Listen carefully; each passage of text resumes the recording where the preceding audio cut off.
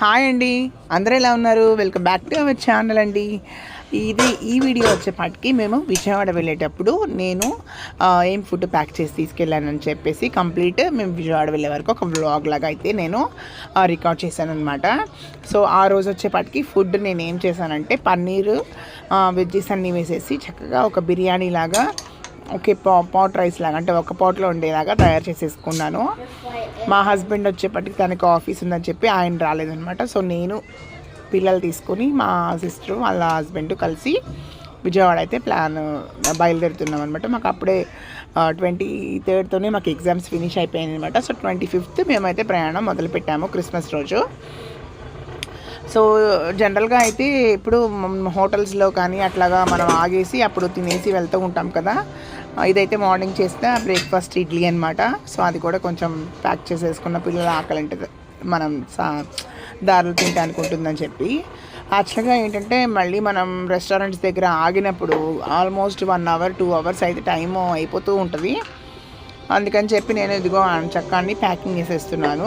బిర్యానీకి నంచుకోవడానికి పెరుగు పచ్చడిలాగా చేసేసాను. ఆనియన్ పెరుగు పచ్చడి చాలా చాలా బాగుందనమాట. ఎందుకంటే మన కుర్మాలు అవన్నీ తయారు చేసుకున్నా కూడా మన కార్లో కూర్చుని తినడానికి అది చాలా చాలా కన్వీనియంట్ తక్కువగా ఉంటుంది. కాబట్టి ఇలా మిక్స్డ్ రైస్ అయితే చక్క స్పూన్ వేసుకుని పిల్లలకి ఒక బాక్స్ లాగా ఇచ్చేయచ్చు, మనం ఒక బాక్స్లో తినేయచ్చు అన్న ప్లాన్లో అయితే మైండ్ సెట్ అనిపించింది. ఇప్పుడైతే స్టార్ట్ అయిపోయాము.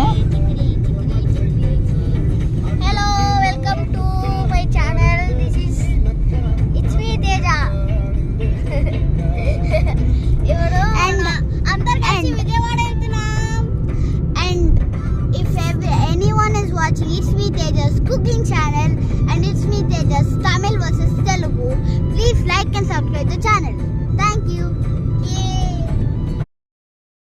ఇంకా పిల్లలతో అయితే మేము చాలా మస్తీగా ఎంజాయ్ చేసుకుంటూ వెళ్ళామండి. పాటలు వినుకుంటూ పిల్లలు చక్కగా కొన్నిసార్లు కాసేపు చదువుకున్నారు బుక్స్ తీసుకుని. తర్వాత ఏంటంటే ఇంకా లంచ్ టైంకి వచ్చేప్పటికి ఏం చేసామంటే సైడ్లో కొద్దిసేపు కారు ఒక 10 minutes అలాగా పక్కకు పెట్టేసేసుకుని చక్కగా తీసుకెళ్ళిన బాక్సెస్ ఓపెన్ చేసేసుకుని వాళ్ళకి ఇచ్చేస్తే వాళ్ళు హ్యాపీగా తినేశారు. సో మనకి ప్రయాణంలో వచ్చేప్పటికి ఇలా 1 pot రైస్ కానీ పులిహోర కానీ అట్లాంటివి ఏంటంటే మనకు చాలా కంఫర్ట్ ఉంటుంది. అండ్ మనం ఇంట్లో హోమ్ ఫుడ్ తిన్నట్టు మంచి ఇది కదా అనేసి మాకు కూడా హ్యాపీగా అనిపిస్తుంది. పొట్ట చక్కగా ఫుల్ అయిపోద్ది. ఇంకా ఎక్కువ చిరుతిళ్ళు ఏం తినకోకుండా హ్యాపీగా మా సిస్టర్ ఏంటంటే బ్రౌనీ తీసుకొచ్చారనమాట. రాగిను బెల్లం యూజ్ చేసి బ్రౌనీ తయారు చేసుకొచ్చారు. సో అదైతే మాకు హ్యాపీగా పిల్లలు తినేసారు ఇష్టంగా.